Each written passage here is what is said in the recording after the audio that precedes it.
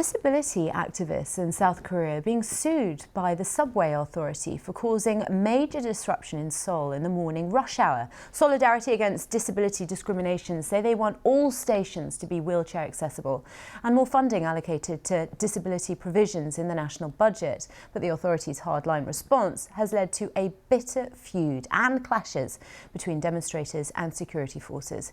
Nick Marsh's report from the capital contains scenes that some viewers may find distressing. In Seoul, there's a battle happening at rush hour.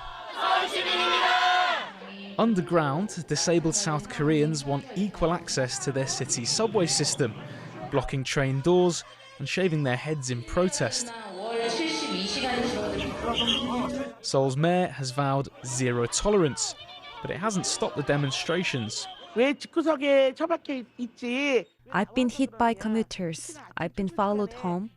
People shout at us. They say, "Why don't you stay at home?" But the gap between disabled and non-disabled people here is so huge that we have to continue. Among commuters, though, sympathy is in short supply. I was 1 hour late for my hospital appointment because of this.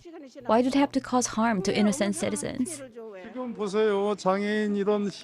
Look at all this. How many facilities the disabled already have? I agree with the police. The people here say they want to be able to get around their own city just like everybody else. But the way that they've gone about it hasn't exactly won them many friends from commuters. Then again, neither has the response from the authorities. It's been pretty quiet here this morning, and yet the people here have been outnumbered by police and riot police by about 5 to 1. It's not a great look.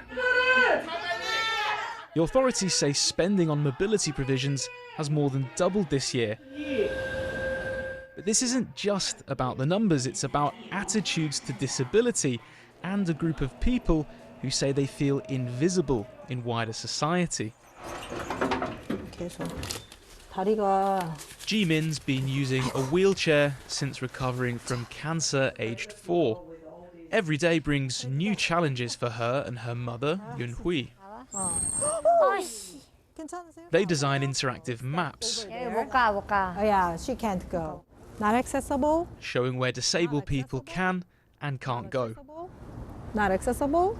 At 17, Jimin's from a very different generation to those protesting on the subway, but she credits them for forcing people to rethink their attitudes towards disability.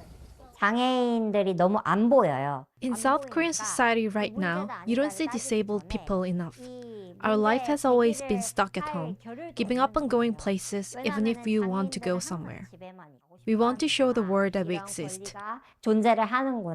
Newly accessible place. It's good. Yeah. I didn't know. Those in charge say they won't accept any more protests because they cause harm to ordinary South Koreans. Those protesting say that ordinary South Koreans is exactly what they are. Nick Marsh, BBC News, Seoul.